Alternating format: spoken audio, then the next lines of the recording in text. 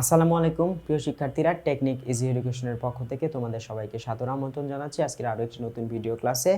আজকে আমরা মাইকেল মধুসূদন দত্তের উপরে লেখা যে প্যাসেজটি ছিল সেই প্যাসেজটির আমরা অলরেডি ভোকাবুলারিজ, তারপর হচ্ছে প্যাসেজ অংশটুকু পড়ানো হয়েছে, এমসিকিউ পার্টটুকু শেষ করা হয়েছে। আজকে আমরা এই অংশের উপরে যে অ্যান্সারিং কোয়েশ্চেন আছে সেটা পড়ার চেষ্টা করব। চলো কথা না বাড়িয়ে আমরা ক্লাস শুরু করি। একটু খেয়াল রাখতে হবে যে প্রশ্ন যে টেন্সে আসবে আমাদের উত্তরটা সেই টেন্সে লিখতে হবে।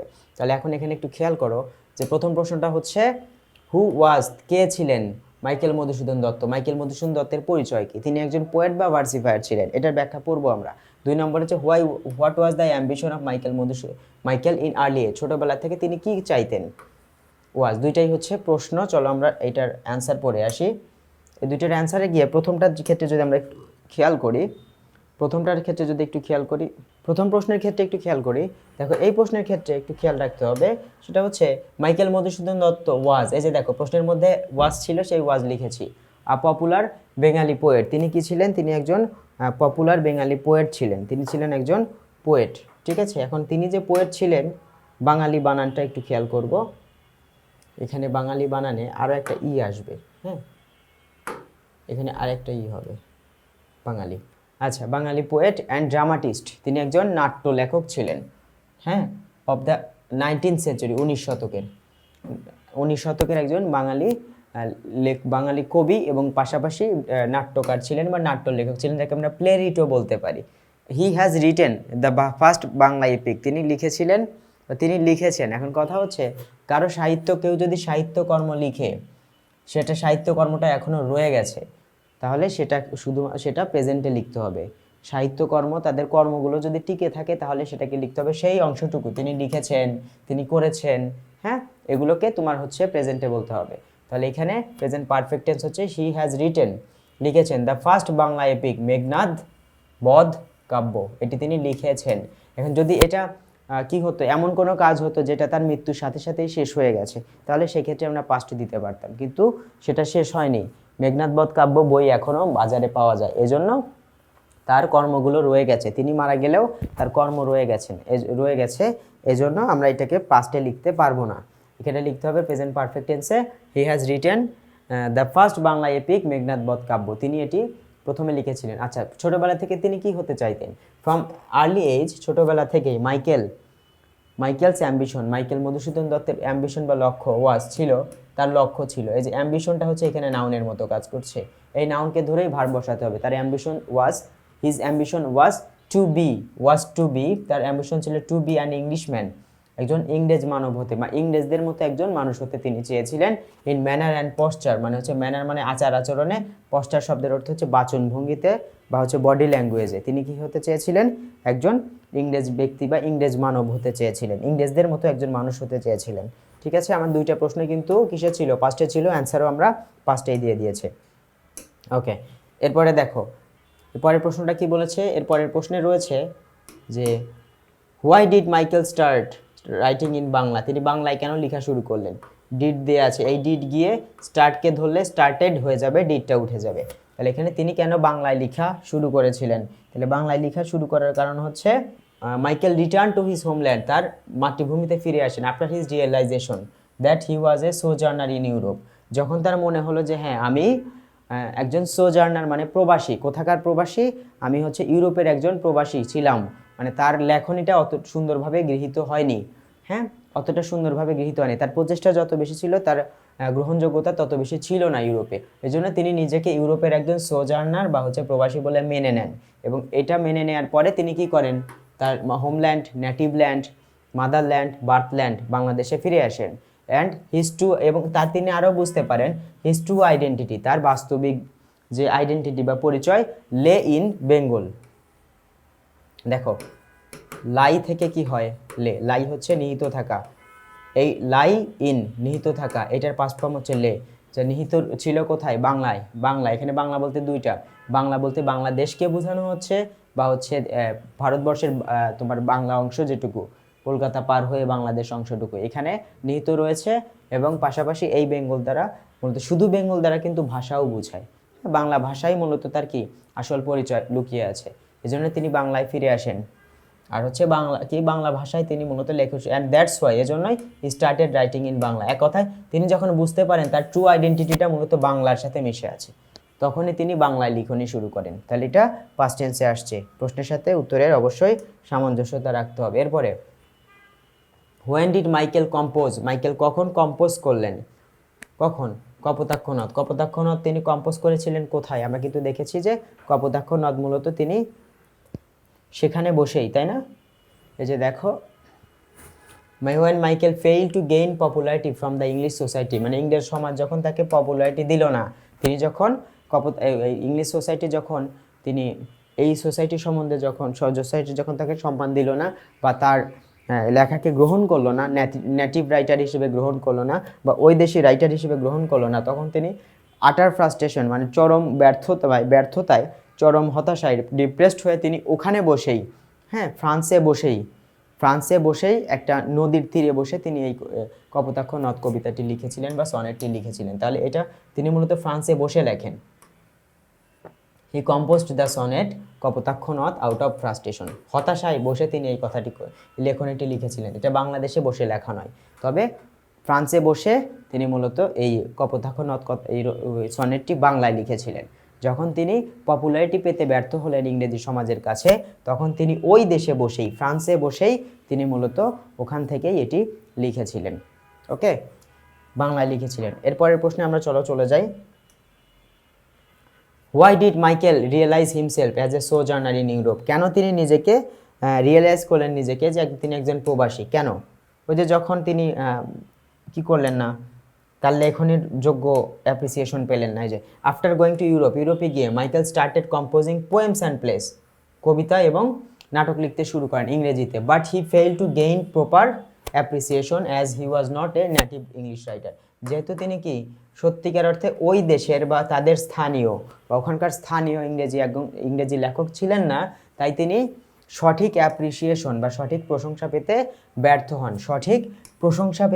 হন। তো যখন কেউ একজন তিনি যখন সঠিক প্রশংসা পেতে ব্যর্থ হন, this made Michael realise himself, এর মাধ্যমে তিনি বুঝতে পারেন যে তিনি আসলে সেখানকার কেউ নন, তিনি সেখানকার একজন প্রবাসী। সো এখানে কি বলছে, দিস মেড, এই যে তিনি সম্মান পেলেন না, অ্যাপ্রিসিয়েশন পেলেন না, তখন তিনি রিয়েলাইজ করলেন as a sojourner in Europe, তিনি নিজেকে ইউরোপের একজন প্রবাসী হিসেবে মেনে নিলেন। দেখেছো, মানে ওখানে গেলেন, লেখা শুরু করলেন, যোগ্যতা অনুসারে লিখলেন, কিন্তু তিনি ওইখানকার নেটিভ রাইটার বা ওইখানকার স্থানীয় লেখক না হওয়ার কারণে সোসাইটি তাকে মেনে নিল না বা তার লেখনীকে অতটা গুরুত্ব দিল না। তখন এই যে গুরুত্ব না পাওয়াটা, এটা তাকে একটা রিয়েলাইজেশন তৈরি করে দিল যে আমি এখানকার না, এজন্য তারা আমাকে প্রবাসী ভাবছে, আমার লেখা যতই ভালো হোক তারা গ্রহণ করবে না, আমার সঠিক আইডেন্টিটি আছে কোথায়? বাংলায়, এজন্য আমি বাংলায় ফিরে যাই। এই ধরনের চিন্তাভাবনা থেকেই তিনি মূলত নিজেকে প্রবাসী বলে সেখানে মেনে নিলেন। ওকে, এরপরে দেখো সেট 2তে যদি একটু দেখি আমরা, ইন হোয়াট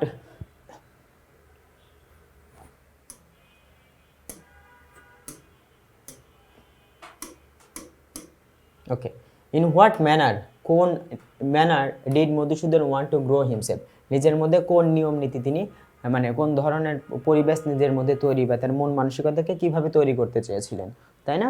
এই যে ওয়ান্ট, ডিডটা উঠে যাবে, ডিড উঠে গিয়ে পাস্ট টেন্স বানাবে ওয়ান্টকে, তাহলে সেটা হবে ওয়ান্টেড। কী হবে? Madhusudan wanted to grow himself, তাই না? তিনি নিজের মধ্যে ওই যে ইউরোপিয়ানদের মতো, ইংরেজ মানবদের মতো হতে চেয়েছিলেন। এই যে মধুসূদন ওয়ান্টেড, দেখেছো, two grow himself as an Englishman in form and manner, তার মানে হচ্ছে আচার আচরণ এবং নিজের গঠনে তিনি নিজেকে ইংলিশম্যান বানানোর জন্য খুব ইচ্ছা প্রকাশ করতেন বা তিনি নিজেকে এভাবে বানাতে চাইতেন। সো হি ইমিটেটেড, তাই তিনি নকল করতেন, নিজের মধ্যে ধারণ করতেন দ্য ইংলিশ বলতে হচ্ছে ইংরেজদের, দ্য ইংলিশ মানে কিন্তু ইংরেজি ভাষা না, ইংলিশ কথার আগে আর্টিকেল মানে সেটা ইংরেজদের বোঝায়, ওই দেশের মানুষকে বোঝায়, ইন ভ্যারিয়াস ওয়ে। তাহলে বিভিন্নভাবেই তিনি নিজেকে কি করতেন, নিজে হচ্ছে ইংরেজদেরকে অনুকরণ করতেন। তাহলে তিনি একজন কি হতে চেয়েছিলেন, ইংলিশ ম্যান হতে চেয়েছিলেন, তাই তিনি নিজে অনুকরণ করতেন ইংরেজদের। কথা বোঝা গেছে? ওকে, চলো যাই। এরপরের প্রশ্ন কি? পরের প্রশ্নটা হচ্ছে, which religion did Madhusudan practise in his middle age, মধ্য বয়সে তিনি কোন ধর্মে মূলত দীক্ষিত হন? আমরা জানি যে তিনি হিন্দু ছিলেন, পরবর্তীতে তিনি খ্রিস্টান ধর্মে চলে যান। হ্যাঁ, এ পর্যন্ত প্যাসেজে বলা আছে, যেহেতু ওই ধর্মে তিনি কনভার্ট হয়ে যান, তাহলে সে মাঝের বয়সে তিনি খ্রিস্টান ছিলেন বলেই আমরা ধারণা করতে পারি। ঠিক আছে, তাহলে এখানে দেখো মধুসূদন প্র্যাকটিস, তিনি চর্চা করতেন, প্র্যাকটিস বানানে এস আছে ভার্ব হিসেবে। Christianity in his middle age since he converted when he was young man. এখানে দেখো মধুসূদন প্র্যাকটিস ক্রিশ্চিয়ানিটি, মানে তিনি খ্রিস্টান ধর্মের মেনে চলতেন, ইন হিজ মিডল এজ, তার মধ্য বয়সে। সিন্স কেননা হি কনভার্টেড, তিনি মূলত রূপান্তরিত হয়েছিলেন, তিনি মূলত পরিবর্তিত হয়েছিলেন। এর কনভার্টেড ইনটু ক্রিশ্চিয়ানিটি বলা যায়, converted into Christianity when he was a young man, যখন তিনি যুবক ছিলেন তখন তিনি কনভার্টেড হয়ে যান বা রূপান্তরিত হয়ে যান। কনভার্টেড এখানে ক্রিশ্চিয়ানিটি দিলে কথাটা একটু বেশি সুন্দর, কনভার্টেড ইনটু ক্রিশ্চিয়ানিটি দিলে আরও বেশি সুন্দর লাগবে, ঠিক আছে। ওকে, চলো এরপরের প্রশ্নে চলে যাই। এরপরের প্রশ্নটা কি হবে? এরপরের প্রশ্ন হচ্ছে why did his college inspire him to imitate the English in taste, manners and intellect? কেন তিনি কলেজকে inspire him, why did his college inspire him, কেন তার কলেজ তাকে ইন্সপায়ার করে, উৎসাহ প্রদান করে, to imitate the English in taste, manners and intellect, তাহলে আচার আচরণ, কথাবার্তা, চলাফেরা এবং বুদ্ধিমত্তায় তিনি মূলত যে ইমিটেট করতেন। এই যে কলেজ তাকে ইন্সপায়ার করলো মানে উৎসাহ প্রদান করলো যে তুমি নিজের মধ্যে আচার আচরণ, কথাবার্তা, ম্যানার্স এবং বুদ্ধিমত্তা একজন ইংরেজ মানুষের মতো বা ইংরেজদের মতো করে ফেলো। এই ইন্সপিরেশন তাকে কে দিয়েছিল? কলেজ দিয়েছিল। কেন দিয়েছিল? কারণ দেওয়ার কারণটা কি? পাস্ট টেন্সে আছে, চলো। কেন দিয়েছিল? কারণ his college inspired him to imitate English in every manner, সকল আচরণে, because they were giving him English education, কারণ তারা তাকে ইংরেজি শিখাতেন, অ্যান্ড টিচিং হিম, তারা শিখাতেন ইউরোপিয়ান লিটারেচার। তাহলে এখন they were giving him English education, তাহলে তারা ইংরেজি শিক্ষা দিচ্ছিলেন, কলেজ থেকে ইংরেজি পড়াচ্ছিল। এবং পাশাপাশি কি হয়েছে? পাশাপাশি হচ্ছে এখানে দেখো, পাশাপাশি টিচিং হিম ইউরোপিয়ান লিটারেচার, তাহলে তিনি মূলত কলেজ থেকে ইউরোপিয়ান লিটারেচার শিখছিলেন, তাহলে তিনি ইংরেজি সাহিত্যের ছাত্র ছিলেন, এটা কিন্তু আমরা বুঝতে পারি, ঠিক আছে। ওকে, এরপরের প্রশ্নে আমরা চলে যাই।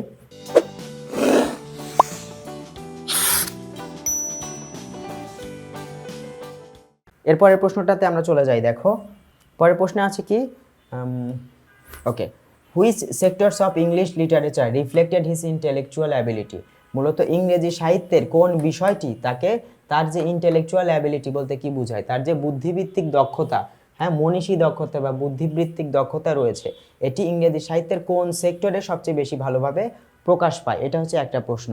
আরেকটা হচ্ছে what did Madhusudan realise after coming back Bengal, মানে বাংলায় ফিরে আসার পরে তিনি কোন বিষয়টি রিয়েলাইজ করতে পারেন বা বুঝতে পারেন। এখন এই প্রশ্নটা হচ্ছে রিফ্লেক্টেড যেহেতু আছে তাহলে পাস্ট টেন্স, উত্তর হবে পাস্ট টেন্সে। আবার এই প্রশ্নে ডিড আছে, ডিড উঠে গিয়ে রিয়েলাইজকে ধরবে, রিয়েলাইজকে ধরলে সেটা রিয়েলাইজড হয়ে যাবে, মানে পাস্ট টেন্সের প্রশ্ন, পাস্ট টেন্সের উত্তর। তাহলে এখানে আমরা what did Madhusudan realise after coming back to Bengal, বাংলায় ফিরে আসার পরে তিনি কি রিয়েলাইজ করলেন। চলো আমরা এটার অ্যান্সার দেখে আসি। এটার অ্যান্সার কি হবে? আচ্ছা, এটার অ্যান্সারে আমরা যেটা দেখব এটা হচ্ছে হিজ ইন্টেলেকচুয়াল অ্যাবিলিটি, তার যে বুদ্ধিভিত্তিক দক্ষতা, ওয়াজ রিফ্লেক্টেড, এটি মূলত প্রকাশ পেয়েছিল while writing poem and place, তিনি কি করতেন?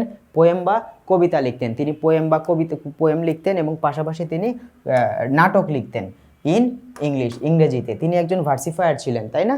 তাহলে ইংরেজিতে তিনি যেমন পোয়েম লিখতেন, পোয়েম লেখার জন্য তিনি ভার্সিফায়ার, আর পাশাপাশি তিনি প্লেস লিখতেন বা নাটক লিখতেন, এই জন্য তিনি প্লেরিট, ঠিক আছে, বা ড্রামাটিস্ট বলা হয় ইন ইংলিশ। এই পর্যন্ত হচ্ছে তাই এইগুলোতে লিখার ইংরেজিতে, তখন এগুলোতে তিনি যখন লিখতেন এগুলোর মাধ্যমে তার বুদ্ধিভিত্তিক দক্ষতাটা প্রকাশ পেয়েছিল। His level was high in this sectors of English literature, ইংরেজি সাহিত্যের এই সেক্টরগুলোতে তার দক্ষতা ছিল চরম লেভেলের বা উচ্চ মাত্রার, হ্যাঁ উচ্চ মাত্রার একটা দক্ষতা তার মধ্যে ছিল।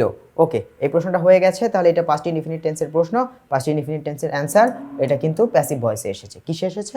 প্যাসিভ ভয়েসে এসেছে। আর সবার শেষে গিয়ে আমরা যদি দেখি এরপরের প্রশ্নে আমরা যাব, চলো এরপরের প্রশ্নে কি আছে। আচ্ছা, আর কি, what did Madhusudan realise after coming back to Bengal, বাংলায় ফিরে আসার পরে তিনি কি রিয়েলাইজ করেন। চলো দেখে আসি তার রিয়েলাইজেশনের জায়গাটা কি ছিল। After coming back to Bengal, এখানে একটা কমা দিবা, কমা দিলে তোমার প্রশ্নটা আরো সুন্দর হবে। মধুসূদন রিয়েলাইজড, তিনি বুঝতে পারেন, অনুভব করতে পারেন, দেখো পাস্ট টেন্স হয়ে গেছে, তাই না? রিয়েলাইজ দেয়ার, তিনি বুঝতে পারেন যে হিজ ট্রু আইডেন্টিটি লে হিয়ার, লে মানে নিহিত, নিহিত আছে কোথায়? হচ্ছে হিয়ার মানে এখানে, মানে বাংলাদেশে আর কি। অ্যান্ড দ্যাট হি ওয়াজ সোজার্নার, এবং তিনি আরও বুঝতে পারেন যে হি রিয়েলাইজড, এই রিয়েলাইজডের জন্য এই দ্যাটের কারণে এইটুকু বসেছে, এই দ্যাটের কারণে এইটুকু, আবার এই দ্যাটের কারণে এই রিয়েলাইজের পরে দ্যাট থেকে এইটুকু একটা আলাদা অংশ, অ্যান্ড দ্যাট, এবং আরও বুঝতে পারেন যে হি ওয়াজ সোজার্নার ইন ইউরোপ, তিনি ইউরোপের একজন কি ছিলেন, তিনি ইউরোপের একজন প্রবাসী ছিলেন। ঠিক আছে, ইউরোপের কি ছিলেন, একজন প্রবাসী। আচ্ছা যাই হোক, এ পর্যন্ত অংশ আমাদের হয়ে গেছে। এর পরের অংশে আমরা চলে যাব। চলো এর পরের অংশে যদি আমরা যাই, পরের প্রশ্ন যেটা আমাদের এক্সট্রা কিছু প্রশ্ন রয়েছে, এই প্রশ্নগুলো সমাধান করব। চলো কি বলেছে, why was Madhusudan frustrated as a writer of English literature. তাহলে এখানে তিনি মূলত কেন ফ্রাস্ট্রেটেড হয়ে যান, ইংরেজি সাহিত্যের লেখক হিসেবে তিনি ফ্রাস্ট্রেটেড কেন হন? কারণ ইংলিশ লিটারেচারে তিনি লিখেছেন, ইউরোপে বসে লিখেছেন, খ্রিস্টান ধর্ম গ্রহণ করে লিখেছেন, তার লেখাটা যাতে তাদের কাছে প্রকাশ পায়, ইউরোপের মানুষের কাছে যাতে এটা অ্যাপ্রিসিয়েশন অর্জন করে, সেজন্য তিনি একে তো ইসলাম ধর্ম, দুঃখিত, তিনি খ্রিস্টান ধর্ম গ্রহণ করেছেন, হিন্দু ছিলেন, খ্রিস্টান ধর্মে দীক্ষিত হয়েছেন, তারপরে তিনি ইউরোপে গিয়ে লিখছেন, ইংরেজি ভাষায় লিখছেন, তারপরেও সর্বোচ্চ পরিশ্রম দিচ্ছেন, তারপরেও তিনি শুধুমাত্র ওইখানকার কি নয়, স্থানীয় লেখক নয়, এজন্য কেউ তার লেখনীকে এতটা গুরুত্ব দিচ্ছিল না। ঠিক আছে, এটাই হচ্ছে ইংরেজি লিটারেচার নিয়ে লেখার পরে তার লেখনীর ঘটনা, এই কারণে তিনি কি হয়ে যান, ফ্রাস্ট্রেটেড হয়ে যান। এটা হচ্ছে বাংলায় উত্তর। চলো আমরা অ্যান্সারটা দেখে আসি কি হবে। Madhusudan composed a number of English poetry, হ্যাঁ English poetry, a number of মানে অসংখ্য, এ নাম্বারের জায়গায় লট দিলেও হয়ে যাবে, এ লট অফ, এটাও হবে, এ লট অফ ইংলিশ পোয়েট্রি, অনেক বেশি তিনি কি লিখেছেন, পোয়েট্রি লিখেছেন, অ্যান্ড প্লেস, অনেক কি লিখেছেন, প্লেস লিখেছেন, তাই না, এখানে প্লেস মানে হচ্ছে নাটক লিখেছেন, দ্যাট শোড, যেটি দেখায়, higher level of intellectual ability, যেগুলো মূলত দেখিয়ে প্রকাশ করে, হ্যাঁ ম্যানিফেস্টেড বলা যায়, প্রকাশ করা, হ্যাঁ হাইলাইটেড দেওয়া যায়, প্রকাশ করা, higher level of intellectual ability, এটা দ্বারা মূলত তার ইন্টেলেকচুয়াল অ্যাবিলিটি বা হচ্ছে তার যে দক্ষতা রয়েছে বা বুদ্ধিবৃত্তিক দক্ষতা, সেগুলো মূলত বেশ ভালোভাবে প্রকাশ করে। তবুও he could not get recognised, তিনি কোনোভাবেই পরিচিতি পাচ্ছিলেন না বা স্বীকৃতি পাচ্ছিলেন না। সো হি ওয়াজ ফ্রাস্ট্রেটেড, যে এত ভালো লেখার পরেও তাকে কেউ মূল্য দিচ্ছিল না বা তার লেখনীকে সবাই সুন্দরভাবে রিসিভ করা বা গ্রহণ করা সেটা হচ্ছিল না, এই জন্য তিনি ভীষণ পরিমাণ ফ্রাস্ট্রেটেড ছিলেন, ভীত ছিলেন। ওকে, আমাদের একটা বিষয় একটু মনে করিয়ে দিই যে দেখো এ নাম্বারের পরে এখানে প্লেস কিন্তু প্লুরাল হয়েছে, কিন্তু পোয়েট্রি এটা কি হয়েছে, অ্যান্ড এর উভয় পাশে একই জিনিসগুলো, এটাও নাউন, এটাও নাউন, এটা প্লুরাল হলে এটাও প্লুরাল হতে হবে, এটা সিঙ্গুলার হলে এটাও সিঙ্গুলার হতে হবে। মনে রাখতে হবে এই যে পোয়েট্রি হচ্ছে আনকাউন্টেবল নাউন, আর আনকাউন্টেবল নাউন সবসময় সিঙ্গুলার হয়, এটাকে আমরা প্লুরাল করতে পারি না, এই জন্য পোয়েট্রি আর প্লুরাল ফর্মও কি, মানে প্লুরাল ফর্ম নেই, এই জন্য এখানে আমরা শুধুমাত্র পোয়েট্রিকেই লিখেছি। ঠিক আছে, ওকে, পরের প্রশ্নে চলে যাই। চলো, why did Madhusudan fail to gain right appreciation, কেন তিনি সঠিক সম্মান পাননি বা সঠিক প্রশংসা পাননি?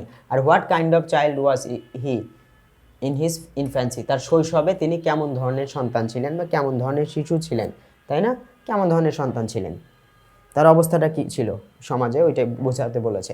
বি নম্বর দেখো, Madhusudan fail to gain the right appreciation because, তিনি কেন পাননি, he was not esteemed as a native writer, হ্যাঁ তাকে কি করা হয়নি, তাকে ধরা হয়নি, নেটিভ রাইটার মানে কি, নেটিভ রাইটার শব্দের অর্থ হচ্ছে ওই এস্টিম, তাকে ধরা হয়নি, গ্রহণ করা হয়নি, as a native writer, native শব্দের অর্থ হচ্ছে স্থানীয়, কেমন লেখক, স্থানীয় লেখক হিসেবে ধরা হয়নি, অফ ইংলিশ লিটারেচার, তাহলে ইংরেজি সাহিত্যের স্থানীয় লেখক বলতে ইউরোপেই জন্ম হতে হবে, এটা বোঝাচ্ছে, যেহেতু তার জন্ম ইউরোপে না, সেহেতু তাকে কি নেটিভ রাইটার হিসেবে গ্রহণ করা হয়নি, এজন্যই তিনি সঠিক অ্যাপ্রিসিয়েশন পাননি। এরপরের প্রশ্নটা কি ছিল, শৈশবে তিনি কেমন ছিলেন, কেমন সন্তান ছিলেন বা কেমন, এখন ইন হিজ ইনফ্যান্সি মানে হচ্ছে শৈশবে, হি রিভিল্ড হিজ এক্সট্রাঅর্ডিনারি, রিভিল্ড মানে তিনি উন্মোচন করেন, নিজেই দেখান, হিজ এক্সট্রাঅর্ডিনারি ইন্টেলেক্ট, হ্যাঁ অসাধারণ প্রতিভা, অ্যান্ড লিটারেরি ট্যালেন্ট এবং সাহিত্যিক প্রতিভা,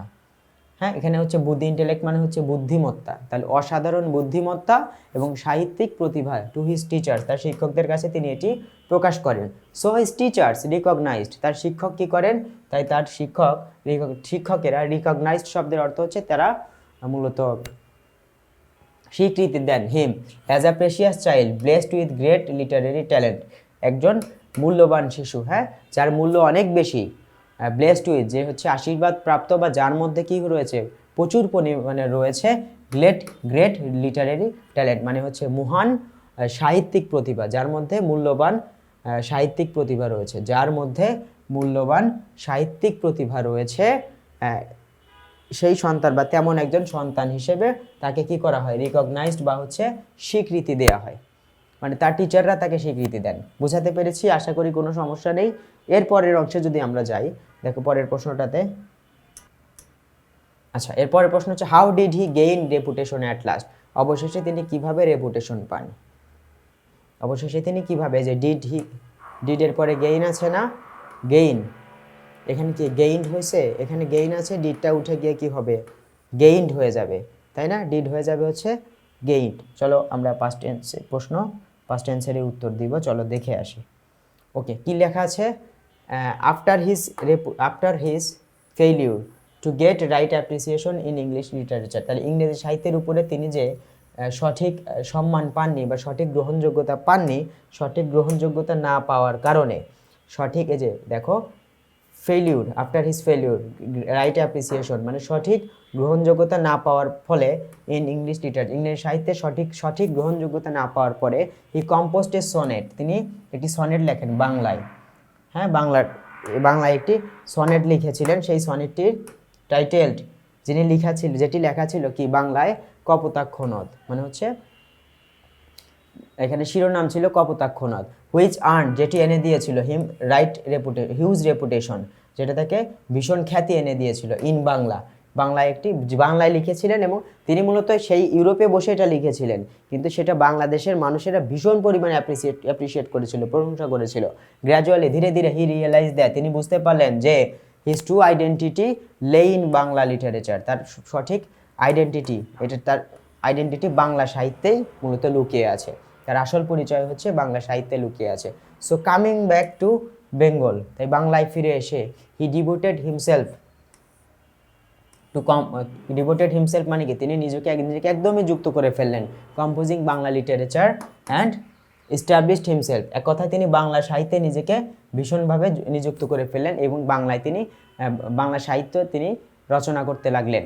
সেখানে পোয়েম ছিল আর পাশাপাশি নাটক ছিল, নাটক বলতে ড্রামা আর কি, অ্যান্ড ইস্টাবলিশড হিমসেলফ এবং নিজেকে প্রতিষ্ঠিত করে ফেলেন as a great writer of Bangla literature, Bangla সাহিত্যের একজন মহান লেখক হিসেবে নিজেকে তিনি কি করেন, প্রতিষ্ঠিত করেন। অ্যান্ড দাস, এবং এভাবে হি গেইনড রেপুটেশন অ্যাট লাস্ট, তাহলে তিনি এভাবেই ইংরেজদের ওখান থেকে সরে এসে নিজেকে প্রবাসী বলে মেনে নিয়ে নিজের আসল পরিচয় লুকিয়ে আছে বাংলা সাহিত্যে, এটা নিজেকে বুঝিয়ে তিনি বাংলায় রচনা করা শুরু করেন, এবং এর মাধ্যমেই পরবর্তীতে দেখা যায় যে তিনি মূলত বাংলা সাহিত্যেই তিনি মহান লেখক হিসেবে নিজেকে প্রতিষ্ঠিত করেন। যাই হোক প্রিয় শিক্ষার্থীরা, আমরা আজকের ক্লাসের একদমই শেষ পর্যায়ে চলে এসেছি। আশা করি তোমরা সবাই বুঝতে পেরেছো। পরবর্তী কোনো একটি ক্লাসে ইনশাআল্লাহ তাআলা আবার দেখা হয়ে যাবে। সে পর্যন্ত তোমরা সবাই ভালো থেকো, সুস্থ থেকো, নিরাপদে থেকো, টেকনিক ইজি এডুকেশনের সঙ্গে থেকো। আসসালামু আলাইকুম।